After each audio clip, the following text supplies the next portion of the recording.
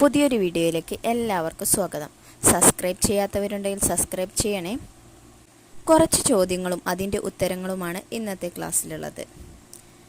അപ്പോൾ തുടങ്ങാം. മനുഷ്യ ശരീരത്തിലെ വെള്ളത്തിൻ്റെ അളവ് എത്ര? 40 ലിറ്റർ.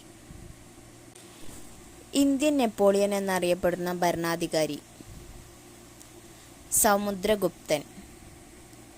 ഇന്ത്യയിലെ ഏറ്റവും വലിയ തുറമുഖം? മുംബൈ. കേന്ദ്രഭരണ പ്രദേശത്തിലെ മുഖ്യ ഭരണാധികാരി? Lieutenant governor.